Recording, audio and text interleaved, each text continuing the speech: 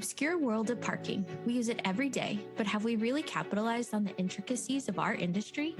In this podcast, the Parking Network will go behind the scenes and talk to industry professionals about all things parking, from the horizon of evolving technology and even stories of the old days. We hope to encourage and inspire operators and property managers alike to look at parking through a new lens. Hello, everybody, and welcome to the Our Parking Industry podcast. I'm Krista Olien, and I'm joined by Lee Thomas. We also have a special guest on our interview today that is Fed Revolte. He is part of the Tampa Bay Parking Authority, so he is the Director of Parking and Curb Management for the City of Tampa. Fed, welcome. How are you? Morning, I'm good. How you guys doing? Doing well. So one of the first things we like to start with is making sure that we know your origin story in the parking industry. Everyone's origin story is so interesting. They're all so different with some similarities strung in between. So Fed, can you tell us how you got into parking? How did you end up here? Yeah, mine, it might be quite similar to most people, where we didn't really anticipate being in the parking industry for this long. But actually, you could say I practically grew up in parking. So it was out of high school. I was just looking for part-time work. One of my friends actually worked for a parking company. So he brought me over working Friday, Saturday night, just helping out as a part-time cashier. So went in after 2 days, it was like, ugh, I gotta get out of the booth. So and just being stuck in one place was not, I like to move around. I like to do different things. So while I was there in the booth, I noticed a lot of cars were basically staying behind the car in front of them. So even though we had multiple lanes, whichever lane had a car in there, everybody basically followed that one car. Like they say, follow the herd. People just like to, even though the other booth was open, everybody followed the other car that was in front of them. So I went to the manager at the time and said, hey, it makes sense to have a traffic director because it's not only one lane. We actually have 3 lanes, but one lane will basically have all the traffic because everybody just stayed in that one lane that the first car was originally in. So they thought it was a great idea. They're like, would you like to do it? I was like, yes, please get me out of this booth. So after 3 days of being a parking cashier, I got promoted to a parking attendant. So I was there basically directing traffic, making sure all 3 lanes get equal, volume of vehicles and stuff like that. But I've always had a passion for fixing things as well. So while I was the traffic director at the place that I was working at, they had old Amano gain equipment. So I learned how to fix the gates, fix the fee computers. So while I was doing that, in like 2 to 3 weeks of just helping out fixing equipment, they're like, would you like to be one of our maintenance tech? I was like, yes, please. So within joining the company, I would say in like 3 weeks or so, I got promoted from the part-time cashier to a traffic attendant to a maintenance tech, fixing equipment and whatnot. So I was working for that company, I would say for about 2 years. But within 8 months of being the maintenance tech, I got promoted to a project manager where I was helping out. It was a huge location. We had valet, multiple garages, surface lots. So I ended up being promoted to a project manager after 8 months. And like they say, the rest is history from the parking, the parking world, essentially. That is an amazing story. I want to go back to day one, though. Clyde, our founder of TPN, he likes to talk about how you can't be in the parking industry if you're not out in the garage, if you're not on the island, is what he likes to say. And I think you recognize that on the first day. I don't want to sit in the booth and just be a cashier. I want to be out there and see what's happening with my parkers that are coming in and see if there's a way to change something or fix a problem that you observe because you're out there and present. So I love that. Day one, you were already in it. Yeah. And again, I just love doing different things, making improvement to whatever the process is. So that was a perfect location for me to actually, kick off my parking career because I was able to see a little bit of everything. Absolutely. So during your time in the industry, Fed, you have had a lot of success and a lot of, like you said, kind of quick rises due to your innovative approach to the way you do things. We also know that you won Innovator of the Year in 2024 for NPA. So tell us a little bit more about that. Has life changed since that?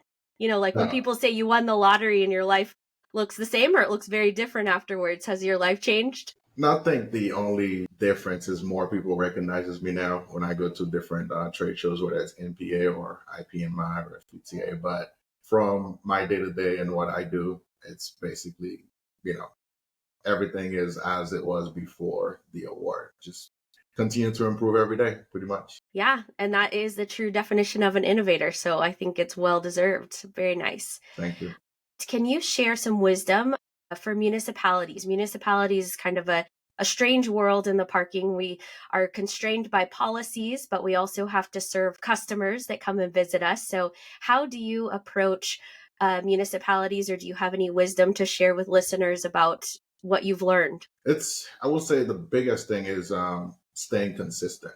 Because a lot of time you might say one thing 6 months ago, and if you change it, then you get called out on, or you send an email and it's part of public record. It's really just staying consistent, staying on message, and making sure everybody's in sync, everybody's on the same page. Like for me, I have my team, and I also have the administration, and I also have council. That's a different, body from the administration. So just making sure everyone is involved, because the public, they don't care about city council. They don't care about the mayor. They don't care about my team. They just know it's City of Tampa, right? So we all City of Tampa. So just making sure the message is the same and we're providing the most accurate information. And communication is a huge part of that, especially with municipalities and dealing directly with the public. And public service is kind of the tag that gets connected with municipality parking. So how do you facilitate good communication with Tampa?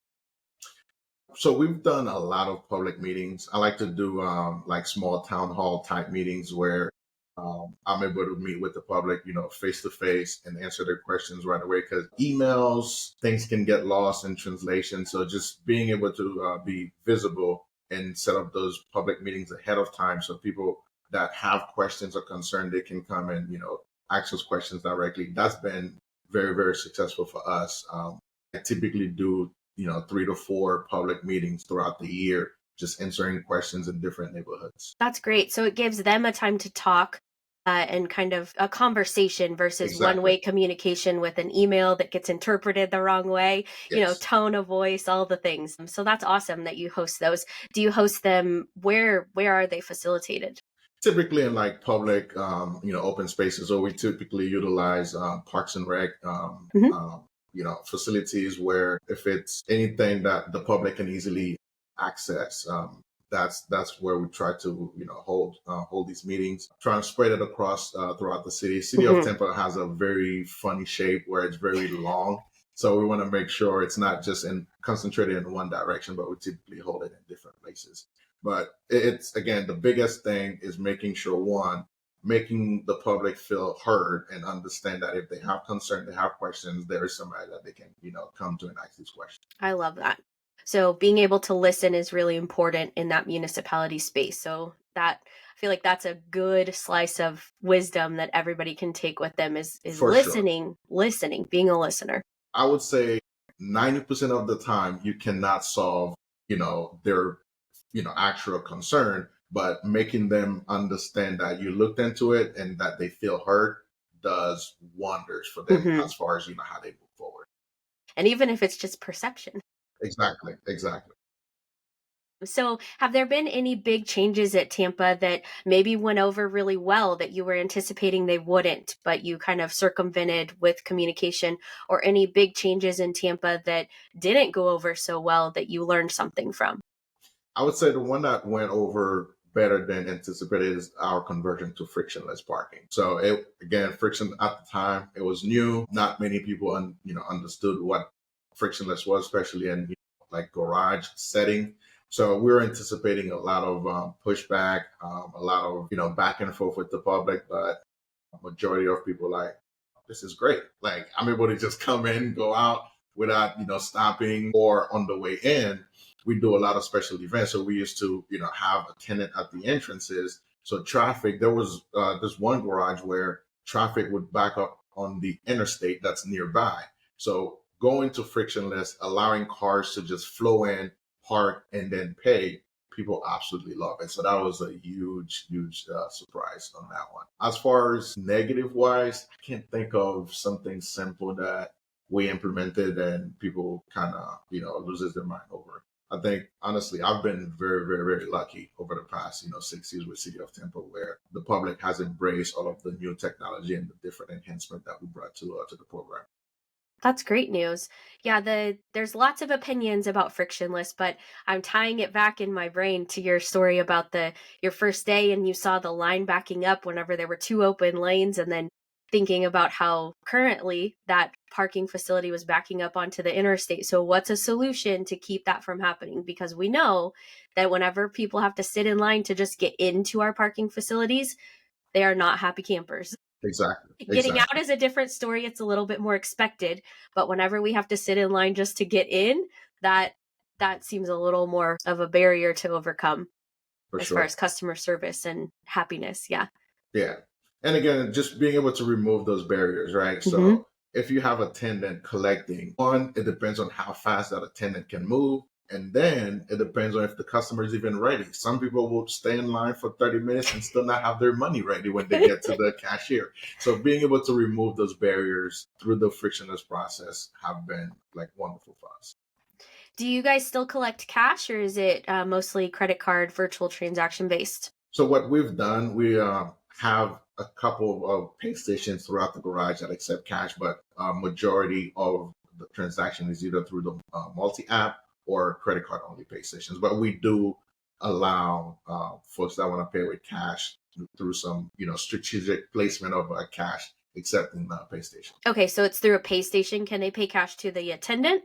No, we don't have attendant collecting cash at all. So basically, you come in, you park, you use one of the apps. The attendants are there just for customer service perspective, basically educating, informing, or providing direction, any other questions that they may be able to assist the customers with. Nice. Yeah, we kind of go back and forth on the attendants. What's their actual role in the parking industry? Because at the core, parking is a customer service industry, and we can't Exactly. get away from that. So having an attendant there, maybe not necessarily just to perform the transaction, but more so to support the parkers and their needs and their questions, and just being that face that they can associate with is important. And it's a piece that maybe we can't lose completely. For sure, yeah. I know my team, they were worried when I first, started talking about implementing frictionless. So they're thinking their job is gonna go away, and I tell them like, no. Customer service, it doesn't matter how the setup is. Customer service is essential. So we'll always have a need for customer service. So just change, the mindset of I used to be a cashier, so we're no longer accepting cash from, a cashier, so my job is no longer valid. It's like no, it's I don't even like the term cashiers, to be honest with you. I like either ambassador or customer service clerk, customer service rep. So that way you're able to just assist the customer. Because even if you're accepting cash at a booth, you still, providing customer service to, to that customer. So just having the mindset that you're there to service and, help customers, you'll always have a job. That's really been the message, where stop thinking we're going to get rid of the customer service rep, because we still need them no matter what. Absolutely. I agree with that 100%. And it's just that little flip in mindset. So Yes, kind of, I don't know, I keep going back to your origin story. You got hired on as a cashier, but that exactly. is not where you wanted to stay, because you saw that there was value in so many other areas in the industry. So I For appreciate sure. that.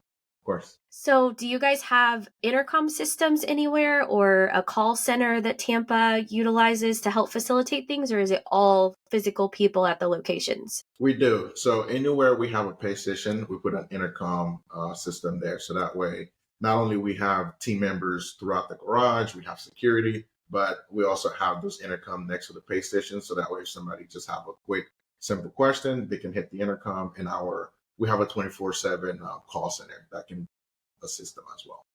And is that Tampa operated, or does it go somewhere else that facilitates those calls? It's local. It's Tampa operated. That's awesome. Yeah, I wanted to keep that in house. I've Yeah. had multiple, people approach to, take it offsite. I'm like, if I'm doing it and I'm doing it well, it's not going to cost me that much less. I'd much rather just keep it close by where we know it's working exactly how, it was intended to work. And they're your people that know Exactly. what Tampa, they know Tampa and they know Exactly. the area, the people, the facilities, all the things. They're experts. Exactly. So what I'm hearing is that you are and what I'm appreciating is that you are not afraid to kind of push the envelope a little bit, but not at the sake of losing the core of what the parking industry is. And I very much appreciate that. Yeah, I think like a question that I get asked a lot is as far as like what am I mostly proud of as far as one of the changes that I've made since I've joined Tampa, because I have made a ton of changes, and again, knock on wood, it's been going quite well. But one of the main one that I'm mostly proud of is the multi app environment. So I remember back in 2001, the city had just one vendor, and when I thought about doing the multi app, because it's like, hey, this is where we're going. It was right after COVID, touchless, everybody, just wearing masks, wearing gloves. So I wanted to make a big push for the multi app, and the current vendor actually wanted to give me more incentive to not bring in the multi app. But now they're actually embracing multi-app environment, 4 years later. And it's just, to me, it makes sense as where the industry is heading. People want choices. And if your product is good, competition doesn't matter, because people will go with the best product that's, best suited for them.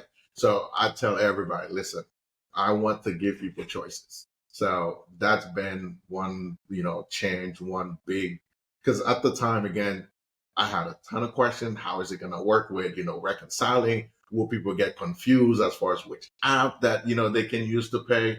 And we were able to, navigate through all of that. And it's been a very, very, very success transition. Even that sounds like a customer-centric approach. So the customer will show you through their feedback and usage which one is the best to go with. You didn't have to make that decision. Exactly. And that's what I want to give choices. I want to give options, because a lot of time it's preference. I know customers that love, and swear by this one particular app, and I'll have another one that's like, no, this one, I will never use this one. It's the other one. So for me, removing myself from it and allowing the customers to have the choice and, make the decision that's, best suited for them has been a success.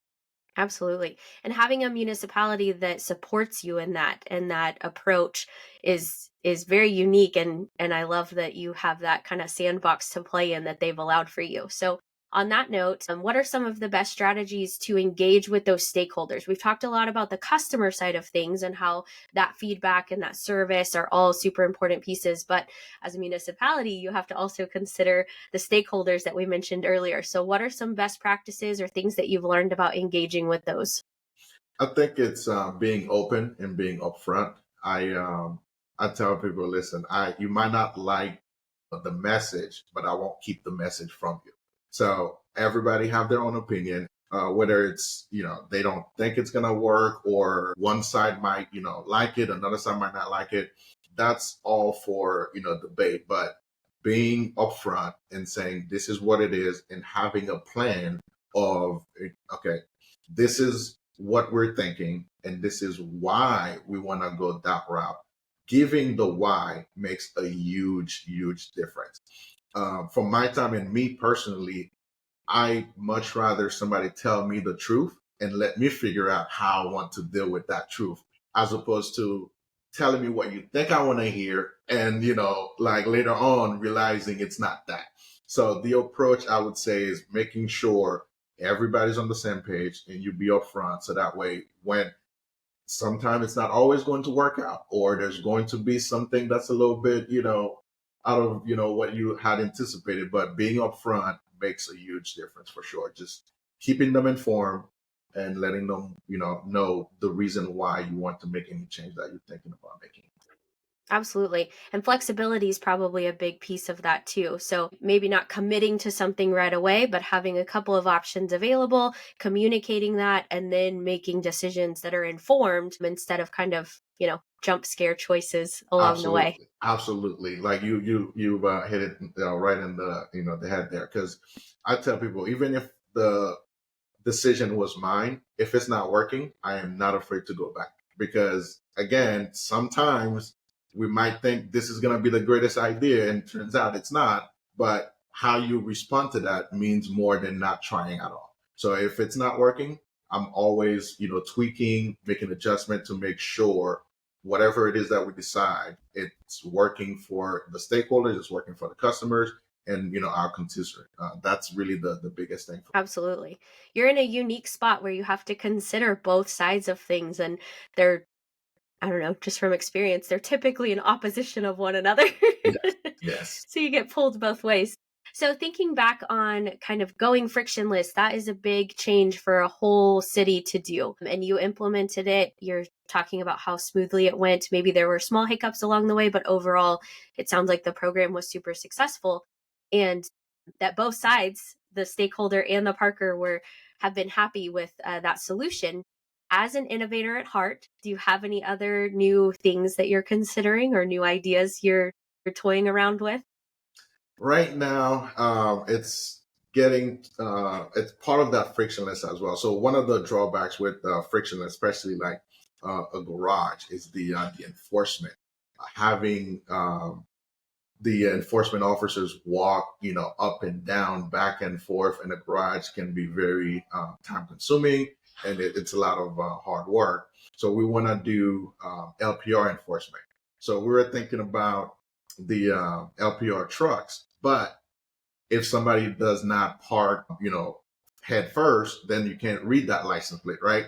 So I wanted to make a change to force everybody to park head first, but risk for the city side actually prefer people back in because when they're, exiting, it's easier for them to exit. So that was like, man, I don't want to go against risk because if something happened, they'll just tell the administration, listen, we told Fed, we don't support, parking head first. So I had to rethink how we want to enforce. So what I'm working on right now is the basically citation by mail, where if somebody, come in, did not pay, when they leave on the way out, the cameras will capture it and we'll be able to send them an invoice to say, hey, our records show you did not, pay on the way in. And while you were leaving, no payment was made. Here's your invoice and here's the amount that you owe. So that's the biggest thing that I'm working on right now as far as technology wise. So when you went frictionless, did you install LPR cameras at entries and exits, or did you utilize ones that were there, or was it not a priority with the frictionless solution Tampa implemented? So originally it was using the existing LPR trucks that we had. That was Okay. the plan. Mm-hmm. So once we realized that's going to be a challenge, and also having, the enforcement officers walk up and down, that's when we're transitioning to the actual fixed LPR on the way in and on the way out. So that's what we're implementing. Absolutely. So I take it in Florida, front license plates are not required. No. And that is what I'm hoping will change in the next, 5 to 10 years. Interesting. Yeah. I'm part of the FPTA board. So I want to hopefully encourage the FPTA to see, can we get a lobbyist to start working on behalf of the association to make front license plate, a requirement? Because without it on the way in, most garages in Florida don't have the room to have a camera to capture. So we're actually doing a transition to a different equipment in one particular garage, and their solution is the license plate as far as the monthly parkers. Unfortunately, 2 of our 3 entry lanes from the street to the gate, it can only fit just the one car. So there's not any room for any cameras so we can't even utilize that type of technology. And again, to me, I think LPR is like one of the biggest, thing that's happening in the industry, but we can't fully utilize it without the front license plate. So I'm hoping in the next 5 to 10 years, that's like the biggest change that, happened for our industry for sure. Absolutely. In Texas, we have front license plates, so it's less of a problem, but that's one of the unique things that's different from state to state and even city to city is all the different license plates and the variety. It makes a huge difference, I would say I have about 80 something lanes, maybe 5 or 6 we're able to have cameras on the way in to capture the license plate before they reach the card reader or the ticket splitter. The rest of them, it's basically post capture, meaning after the customer either swipe their card, pull a ticket, that's when the camera can, capture the license plate. So you can't use license plate as a credential if it cannot pick it up before the customer reach the ticket splitter. So again, I think that's something Florida needs to really focus on, is getting those front license plate as a requirement. So out of front license plates, I know that's a big hurdle in Florida. So what other things looking ahead do you hope change in the parking industry that will impact Tampa in the future? It might be more on the policy side of things with the state statute. I know there's a lot of restrictions, preemptive restrictions that the state is putting on, but some of it though they had to. So, for example, I know down in South Florida, the private owners were charging folks for like $90 for coming in for like 15 minutes. So the state had to put a rule in place where they need to put proper signage, letting folks know that it's basically camera operated, and then also how long the person, must be in the lot or the garage before they can start the charge with that license plate. So I know there's a lot of policy restrictions in place right now. So one big thing for us is the EV for charging. So the state had put in restriction where if you're not a utility company, you can't charge per kilowatt. So, but if you're already charging for a space, you can't double charge the person for utilizing the space and then also utilizing the EV charging, charges that you have in place. So I'm working with our legal on that just to kind of see how we can make it work, because it gets, quite expensive, providing more and more, EV chargers. But I would say just on the policy side is hoping to, again, whether it's the same thing I was referring to, the FPTA take a, more of a leading role in, lobbying for some of those code changes. Absolutely. So have there been requirements implemented that require EV charging in certain scenarios? Not require it. I know like local government can have certain requirement when there's a new building going up, as far as like how many, EV ready spaces do that, particular facilities have. But when it comes to charging for it, the state put some restrictions on what local government or, private entities can do. I know some folks kind of, go around it a little bit, but our legal team, they're very, very strict. If the state put any type of, requirement there, we must follow exactly what the state, has in place. So it's just finding different ways to kind of, go around making sure. Because again, we want to provide more chargers, but if we adding more chargers but we can't recoup any costs, it gets, a little bit too expensive for us. Yeah, the only solution that just pops in my brain is maybe those are charged more like a reserved space, so you get kind of a premium, that kind of thing. Exactly. Interesting. That's what Okay. we're working on. So it's hard to do it in an environment where the person pull a ticket, right? Because then if they pull a ticket, how do you charge them more if they park in that particular space? So we're looking at how we can make that work in a frictionless environment where we have like it's more like a zone number for the particular garage. But what if we make those EV spaces a different zone? So that way, if somebody park, they, basically use a different zone number to be able to activate not only the parking session, but also the EV charging session as well. And that might, one of the problems we've seen is managing those EV spaces and how, people that maybe are fully charged are still there, parked, plugged in, but they're not actually using the EV charger. So how different facilities are managing that and making people move and charging them extra if they don't, and like overstay charges. And so charging a premium for a parking space by the hour or by the minute might deter people from just camping out there. So that's an interesting approach that has to consider both policy and customer again. Exactly. Yeah. And also, like, do we have the correct technology in place right now to be able to do, what we just, talked about? But it is one of our biggest complaints, where actually last week we had somebody come in and be like, there's a great Tesla that keep parking in this space all day. I want to charge us. But it's like, we're working towards that. We're, So we're putting some 4-hour limit signage there. So if they don't move, we are able to cite them. But the biggest thing with that is, let's say the person's in the meeting and they're not able to, move right away. Do we want to give them an opportunity to where, okay, if they take more than 4 hours, maybe we charge them for the space. So that way, for the people who cannot move, they pay for, the additional time. But we also create the incentive for people to, try and move every 4 hours or so. If they can. If they can, exactly. So that's something we're currently working on. Absolutely. So I know Tampa, Florida, hurricanes.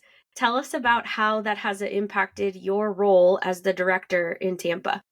So fortunately for hurricanes, unlike, whether it's like an earthquake where it just happened, we typically have plenty of notices ahead of time. I would say, one, for me being part of the emergency management response team, I get, updates, whether it's every 6 hours, if like a hurricane is, approaching the state of Florida, we know the, typical path that it might go. So we'll start planning and prepared as far as turning the garage into an emergency management situation. So we'll have a plan in place 24 hours to 48 hours before the storm hit. We'll basically turn everything off. We'll remove some gates if we feel like it could become a projectile. So we'll do all that and basically turn the garage into like a safe storage facility for people that's in areas that's below sea level. So we have a couple different islands nearby. So last year, that's what we ended up doing, where we 48 hours before the storm hit, we basically went into emergency operation mode and pop everything up and allow people to just come in and be able to store their vehicles for safekeeping. And so is that what they utilize it for, is storing their vehicles so that it is away from the water level? That's correct. Yes. Okay. So we typically have the message, hey, park your vehicle on like third floor and above, just to make sure. But we also let them know we're not responsible. We're only providing an area above ground that you can bring your vehicle. And it was received very well last year when we did that. Absolutely. Again, meeting those customer service needs that the city of Tampa has because of its unique geographic location. So I can appreciate that. So in part of your title, you have curb management. Can you tell us a little bit more about that and what that means to the city of Tampa? Yeah. So one thing for sure as part of the curb management is the e-bikes and electric scooters. Anything on the curb is under my portfolio as well. So we're currently managing the City of Tampa micromobility program. So that's the rental bikes, rental scooters, and then anything on the street. So when COVID hit, we had some parklets where we allow restaurants to rent parking spaces and extend their outside seating capacity. So anything from the sidewalk to the street is under the parking. So that's where the curb management portfolio come into play for my division. Has much of that changed with the restaurants? I saw some that made temporary adjustments to utilize that outdoor space, and then some that made permanent changes to utilize that outdoor space. Have you seen a change in that? Yeah, so the numbers has reduced for sure, but there are some that's still keeping it as a permanent outside extra sitting capacity. So basically the way we have it, they have to get right away permit. Once a year, they have to renew it, just go through the whole process. But if it's working, it provides the extra seating capacity and they continue to want to do it. At first, it was more like a emergency pilot program, but the city actually codified it and made it part of it's like a parklet system now, so it's part of our code. Yeah, so that's interesting. So it's a year by year review. Yeah, exactly. That they have to submit for it, have their drawings in place, how it's going to impact, whether it's traffic, the parking spaces in the area, and then review it case by case. But anybody can start one right now. It's basically went from the emergency COVID solution to more of a permanent extra capacity if the business would like to utilize a parklet type setup. Because who wouldn't want to sit outside in Florida to eat lunch, right? There's a restaurant that's utilizing it, and they have more people sitting outside, especially during fall, winter. Oh, it's amazing. I bet. Sounds delightful. Have you seen a change? I feel like there was kind of this fad of the e-bikes and the scooters and how they really just kind of hit the market all at one time. And then the charging situation kind of came into play. Like, well, how do we keep all these charged and maintenance on them? But have you seen them kind of increase or stay steady in their utilization or go down? What is your experience been? The e-bike for sure has decreased. So I think more people are still utilizing the scooters. It's it's more fun for them to do it. There's different type of I would say scooters and e-bikes that's hitting the market right now. We actually just did a new RFP to get a different type of program under the micromobility, but from how it was, a couple years ago to now, there's definitely been a decrease for sure. And I think, whether it's the number of accidents that we've seen or just how expensive it could be for some. So we've seen a decrease for sure on that. Yeah. In your experience, do you think it's like tourists that are using those for the experience of, getting around the city in kind of a fun, adventurous way? Or is it people using it to get to their destinations on a regular basis? So we have a little bit of both, but mostly it's tourists. So with the new RFP that we did, we're hoping to change that to have it more of a first mile, last mile, option. So that way we have certain garages that's not too far from the main downtown core, but people wants to park in those garages as opposed to the ones that's a few blocks away. So we want to utilize whether it's the e-bikes or the e-scooters as a first mile, last mile option. So that's going to be the big push to not just make it a tourist thing, but more so of a viable transportation option as well. Absolutely. Yeah, it kind of depends on the city and how people are using them and what's available public transit wise. So taking Tampa and looking at it just as itself and looking at the core of what it needs, I feel like is important to that adjustment. Yeah, and it's a balancing act too, because it's Yeah. one of those where most people hate them, most people love them, and there's no in between. We get No calls gray that, area. yeah, it's like, come and remove these things. Nobody uses them. They're like a tripping hazard. And then we get calls where it's like, we need more scooters here on this side. So it's just having the proper balance with where we put them in place and the restriction as far as where people can leave them. Because the previous program, it didn't require for them to be leave in a designated area. So moving forward, we'll have it as a requirement to where you can't just leave it in the middle of the sidewalk. You have to go put it in a corral so that way it's out of the way. It's not a tripping hazard. Interesting. So we're hoping the new restriction will make it better for everybody. And what's the repercussions if they don't? There will be a fine that the company will be responsible to make sure because basically the requirement will be the scooter won't be locked. It won't be able to end the session if it's not in a corral. So, and then if they just leave it, at some point they will, hit them with a fine. So we're hoping, with that little bit of, hey, if you don't do the right thing, then we'll hopefully we get better results. Encourage them to put them where they need to be. Exactly. A little bit of encouragement.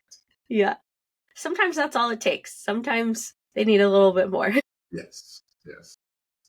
All right. So you have had a history in the parking industry from operations, first day on the booth, the cashier booth, all the way to director for Tampa. So what in your history can you think of an interesting or a funny story or interaction that you have had in the parking industry? So I have one that stays with me. I would say back in 2016.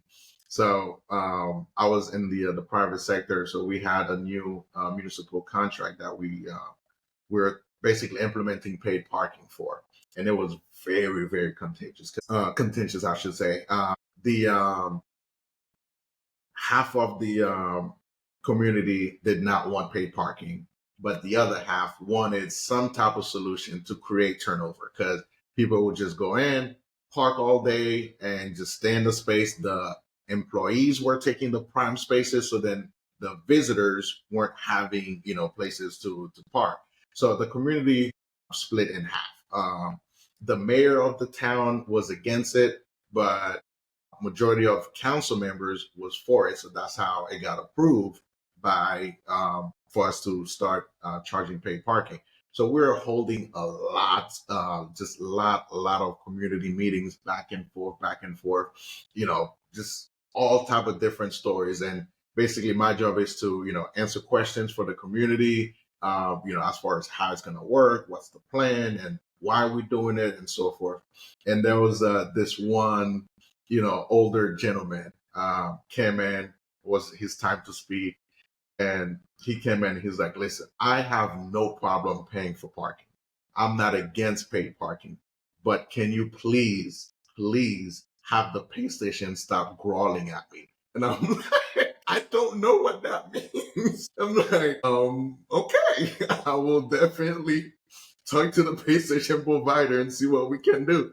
But he was dead serious. He's just like, yeah, I don't mind paying for parking. Just stop making the pay station growl at me. And I'm like, I will take care of that. I will look into that, sir. So how interesting. it's Yeah. just, it's the kind of, again, you get people that's like really, and for him, that was his biggest complaint. Just the pay station. So. And that was important enough to him that he went to the meeting. Yes. Took his turn to get up there and say that. He's like, I'm not against it, just that one pay station, just stop making it crawl at me. So that was, I had to try to keep a straight face and, let them know, okay, we'll reach out to the pay station, vendor and see what we can do. So that one's call maintenance for sure. Yeah, for sure. Well, I have enjoyed this interview so much, Fed. So thank you for your time. We heard a lot about customer service and how to appease stakeholders whenever maybe they're pulling in opposite directions. You can tell that you have the heart of an innovator, but you're not afraid to listen to other people's input, which is critical to be successful, especially in municipality setting. So thank you so much for your time. You shared valuable information and we appreciate it so much. Of course. Listeners, thank you for joining us on the Our Parking Industry podcast, and we will see you next time. Thank you. To quote one of the greatest business minds of our time, Charles Munger, he said, "The best thing a human can do is help another human being know more." Here on Our Parking Industry podcast, we want to provide knowledge and resources. If you heard something that sparked your curiosity in today's episode, please reach out on our socials at TPN Consulting. You can find us on LinkedIn, Facebook, YouTube, and Instagram. Don't forget to subscribe and follow. See you next time on Our Parking Industry.